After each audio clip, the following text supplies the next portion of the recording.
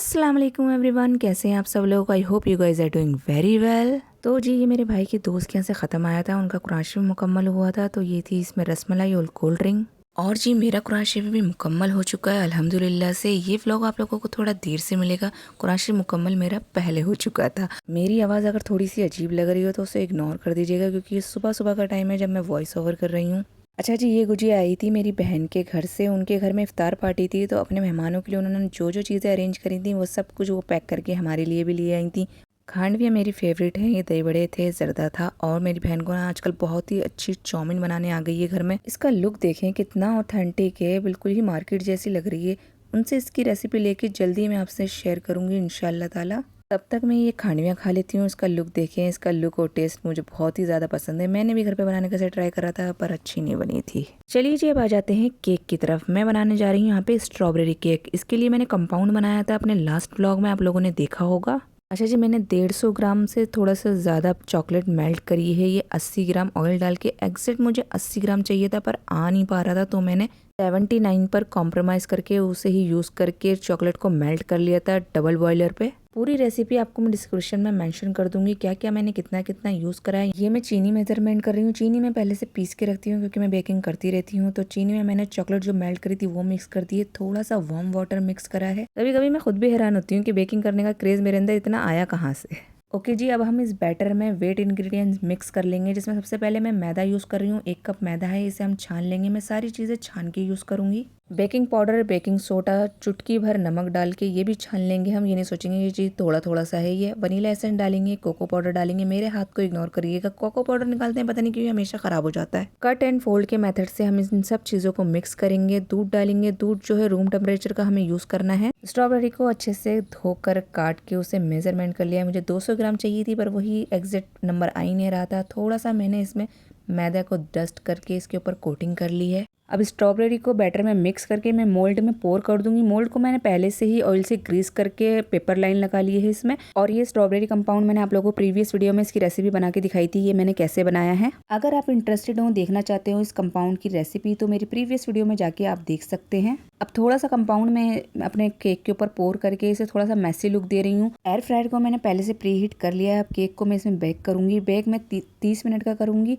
इसमें 40 मिनट का पहले से ही सेट हुआ है ऑप्शन, पर मैं 30 मिनट का ही करूंगी। अब बाकी का जो बैटर बचा हुआ है मैंने उसे दूसरे मोल्ड में पोर करके उसे सेट करके रख लिया है। जब ये वाला केक रेडी हो जाएगा तो हम दूसरा केक बेक होने के लिए रखेंगे। और अब मैं आप लोगों को दिखा रही हूँ कि देखिए 10 मिनट बाकी है। मैंने पूरे 30 मिनट्स में ही इसे निकाल लिया है। मैं आप लोगों को दिखाती हूँ। टूथपिक जो है देखिए बिल्कुल ही क्लीन है। मेरी समझ में नहीं आ रही है मेरी वॉइस ओवर में ही किस बच्चे की आवाज़ आ रही है दूर से। जो मुझे आवाज़ तो वैसे आ नहीं रही है, पर ये कोई बच्चा कहीं पे चिल्ला रहा है पता नहीं कहाँ।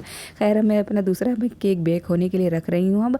पर मैं इसे रखूँगी 20 मिनट्स के लिए। 30 मिनट्स के लिए बेक नहीं होगा क्योंकि इसमें कम है बैटर, तो ये 20 मिनट्स के लिए होगा। अच्छा, मैं आप लोगों को ये दिखा रही हूँ कि मैंने क्लिंग रैप से इसे ऊपर से रैप कर लिया था, ताकि जो इसका मॉइस्ट है ना वो इसके अंदर लॉक हो जाए और ना केक जो ऊपर से सॉफ्ट रहे। और जो कंपाउंड बाकी का बचा हुआ था वो मैंने इसके ऊपर से लगा दिया है ताकि इसमें शाइन अच्छी आए। अब केक अच्छे से ठंडा हो गया। अब मैं इसे डीमोल्ड करूँगी। केक जब तक डीमोल्ड नहीं करना चाहिए जब तक केक पूरी तरह से ठंडा ना हो जाए।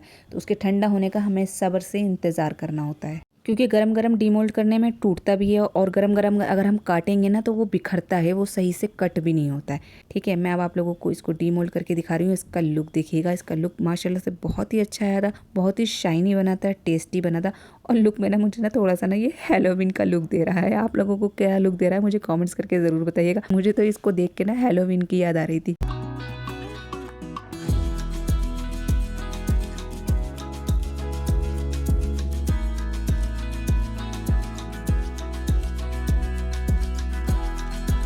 अल्हम्दुलिल्लाह से जी मेरे घर वालों को तो सबको ही बहुत पसंद आया। सबने बहुत ही जल्दी से फिनिश कर दिया था। आप लोग भी इसकी रेसिपी ज़रूर ट्राई करिएगा। सहरी का टाइम हो गया था जी, तो सहरी में खा रहे थे अंडे पराठे। तो अंडे पराठे खाते में मुझे ये फील हुआ कि शायद हम लोग पाकिस्तान में हैं क्योंकि पाकिस्तानी जो हैं वो लोग सहरी में अंडे पराठे ज़रूर खाते हैं, मैंडेटरी है उनकी ये। वेदर का लुक देख रहे हैं आप, कितना खूबसूरत व्यू है। मैंने आप लोगों के लिए इसे कैप्चर करा है। कल रात बहुत अच्छी बारिश हुई थी और सुबह का मौसम बहुत ही सुहाना था।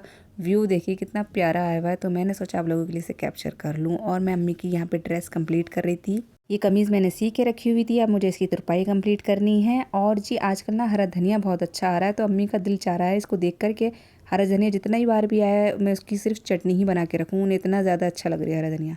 ज़ोहर का टाइम हो गया है, हम लोगों ने नमाज़ पढ़ ली है। नमाज़ पढ़ते टाइम इतनी अच्छी धूप आ रही थी, मतलब पता ही नहीं चल पा रही है वैसे कि सर्दियाँ जा रही हैं, गर्मियाँ आ रही हैं, या गर्मियाँ जा रही हैं सर्दियाँ आ रही हैं, ऐसे वेदर चल रहा है आजकल। अच्छा, मैंने ना ये ब्राउनी बनाई थी, हम लोग ना इफ्तारी डिस्ट्रीब्यूट करने वाले हैं तो उसके लिए मैंने ब्राउनी बनाई थी और उन्हें छोटे छोटे पोर्शन में कट करके इस तरह से पैक कर लिया है। इसका लुक देखें कितना ज़्यादा ऑथेंटिक लग रहा है, मुझे तो काफ़ी अच्छा लगा। मेरी बहन का आइडिया था ये कि इस तरह से पैक करके देंगे, प्लेट में बस यूँ ही रख के नहीं देंगे।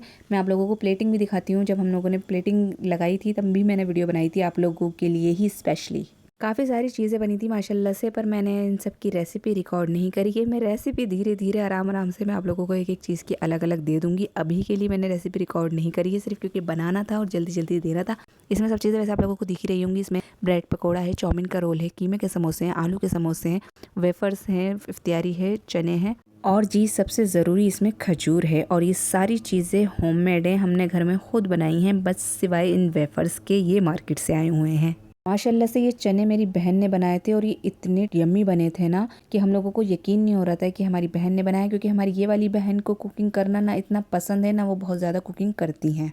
पर मैडम के हाथ में टेस्ट है, जो बात है। आलू अंडे भी बहुत अच्छे बनाती हैं और चने भी बहुत अच्छे बनाए थे। और जी हमारे लिए ये सब चीज़ें मैंने नहीं बनाई थी, क्योंकि हमने सोचा कि ये सब चीज़ें तो हम लोग खाते रहते हैं, तो आज हमारे लिए मैं पिज़्ज़ा बनाने वाली थी, ओनली पिज़्ज़ा। इसकी रेसिपी मैंने रिकॉर्ड करी है पर मैं अभी डाल नहीं रही हूँ क्योंकि व्लॉग बहुत ज़्यादा लेंथी हो जाएगा। बैकग्राउंड नॉइज़ प्लीज़ इग्नोर कर दीजिएगा मेरे लिए। मैंने व्लॉग बहुत दिल से बनाया है और वॉइस ओवर भी मैं बहुत मेहनत से कर रही हूँ, बस ये है जो बैकग्राउंड की नॉइज़ है ना, ये मुझे बहुत ज़्यादा डिस्टर्ब करती है। तो जी रोज़े का टाइम हो गया है और मैंने दस्तरखान लगा दिया। यहाँ पे ना अन्नू के मामू उन्हें वीडियो कॉल करके ना चिढ़ा रहे हैं कि आज तो हमारे लिए यम्मी पिज़्ज़ा बना है, हम तो आज पिज़्ज़ा ईट करेंगे।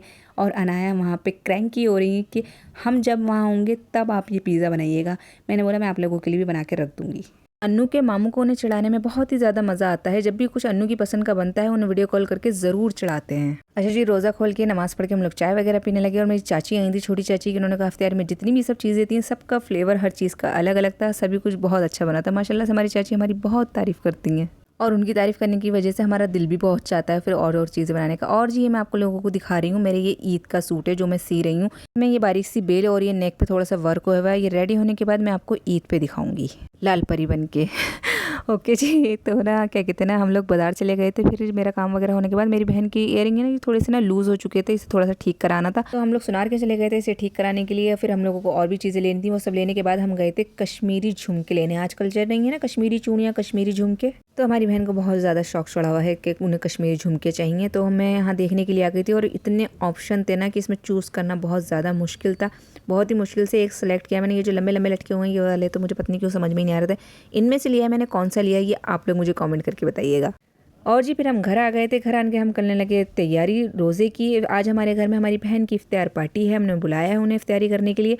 और जी ये इफ्तियार पार्टी ऐसी है कि इसमें ना उनको आन के खुद काम करना था क्योंकि मुझे उन्हीं के हाथ के ये आलू पालक के पकौड़े पसंद हैं, जिसमें वो डालती हैं इंग्रेडिएंट्स जो आलू, पालक, हरी मिर्चें, लहसुन, पिसी हुई मिर्चें, नमक, खटाई, गरम मसाला, फूड कलर जाएगा जर्दे का रंग, मैदा और अरारोट। अरारोट से बहुत ही अच्छे क्रिस्पी बनते हैं। अरारोट आप देख सकते हैं कि इसे भर भर के डाल रही हैं वो। अच्छा मैदा ना मैंने गलती से बोल दिया था, इसमें मैदा नहीं इसमें बेसन जाएगा, तो इसमें हमने बेसन डाला था। और वो जो बाउल है मैं छोटा पड़ रहा था तो हमने इसे वेसल में ट्रांसफ़र कर लिया था और इसमें बेसन कम लग रहा था कोटिंग के लिए। मेरी बहन को जब तक चाहिए था उन्होंने उतना ही डाला था बेसन। और इसमें ज़ीरा पाउडर भी डाला था, उन्होंने कहा ज़ीरा पाउडर रह गया है तो फिर उन्होंने ज़ीरा पाउडर भी डलवाया था। सब कुछ अच्छे से मिक्स करने के बाद इसे डीप फ्राई करा है। अच्छा इसमें ना बेसन ना बहुत ज़्यादा नहीं जाता है, बस इतना जाता है जितने में इसकी बाइंडिंग हो जाए आलू और पालक की आपस में, बस इतना बेसन यूज़ होता है, ज़्यादा बेसन नहीं जाता है इसमें। ये मुझे प्लस पॉइंट लगता है।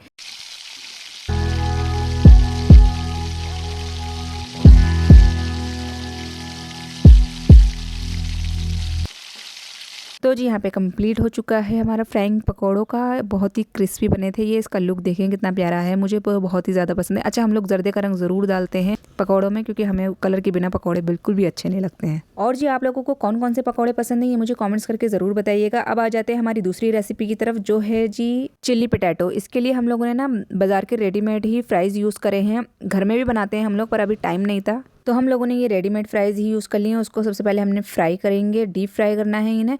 एयर फ्रायर भी किया जा सकते हैं, बट डीप फ्राई का जो टेस्ट होता है ना वो कुछ अलग ही होता है। और हम देसी लोगों को ना डीप फ्राई चीज़ें ज़्यादा पसंद होती हैं। हम लोगों को यही लगता है कि डीप फ्राई जो है ना उसमें टेस्ट ज़्यादा आता है। आई नो ये अनहेल्दी होता है, पर कभी कभी तो खा लिया जा सकता है, और रमज़ान में तो कुछ एक्स्ट्रा ही छूट मिली हुई होती है।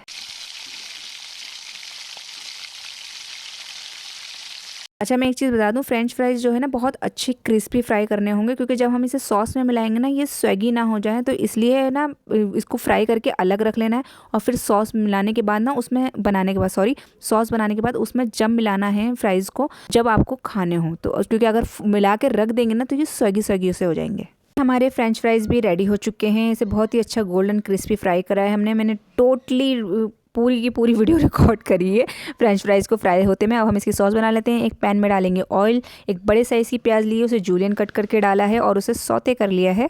बहुत ही लाइट सौते करना है, बहुत ज़्यादा फ्राई नहीं कर लेना है। इसका क्रिस्पीनेस क्रंच जो है वो रहना चाहिए।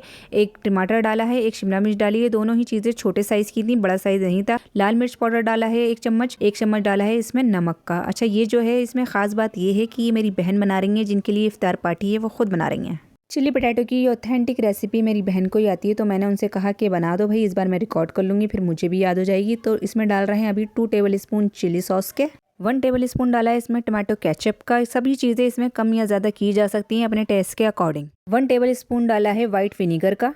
अच्छा, मेरी बहन हर चीज़ ना डायरेक्ट बॉटल से डाल रही हैं, क्योंकि उन्हें अंदाज़ा है उन्हें कितना कितना डालना है, पर मैं क्वांटिटी आप लोगों को बता रही हूँ कि ये 1 टेबल स्पून डाला है ग्रीन चिली सॉस का, 1 पिंच डाला है फूड कलर जर्दे का रंग। एक बार इन सब चीज़ों को अच्छे से मिक्स कर लेंगे। उसके बाद हम इसमें डालेंगे 1 टेबल स्पून चिली फ्लेक्स का। उसके बाद हम इसमें डालेंगे आधा कप पानी और उसे मिक्स करके थोड़ी देर पकने के लिए रख देंगे, ताकि ये अच्छी सी सॉस बन जाए।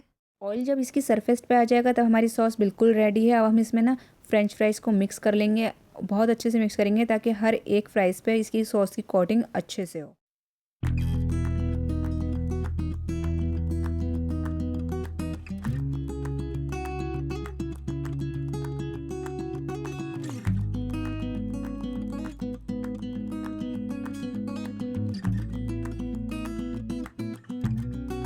ओके जी, देख सकते हैं हम कि सॉस की कोटिंग कितनी अच्छे से की है हर एक फ्राइज़ पर। अब हम ऊपर से डालेंगे इसमें सफ़ेद तिल, इससे इसका लुक काफ़ी इन्हेंस होता है, और चिली फ्लेक्स भी डालेंगे। अब हम इन सब चीज़ों को अच्छे से मिक्स कर देंगे और इसे गर्मा गर्म सर्व करेंगे। पर ये इस टाइम गर्मा गर्म सर्व नहीं हुई थी, क्योंकि रोज़े से पहले बनी थी, तो ये थोड़ी सी ठंडी होकर सर्व हुई थी।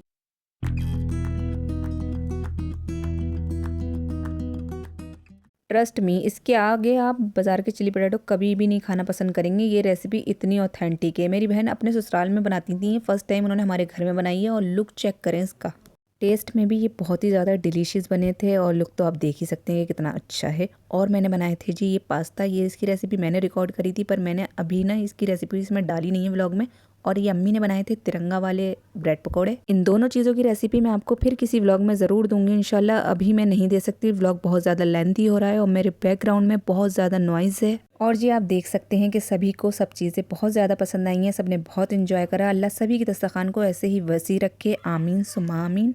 व्लॉग को करती हूँ मैं यहीं पे एंड। मिलते हैं किसी नेक्स्ट व्लॉग में, तब तक के लिए अल्लाह हाफिज़। अपना बहुत ख्याल रखिएगा, दुआओं में याद रखिएगा, और हाँ, आप सभी को ईद मुबारक।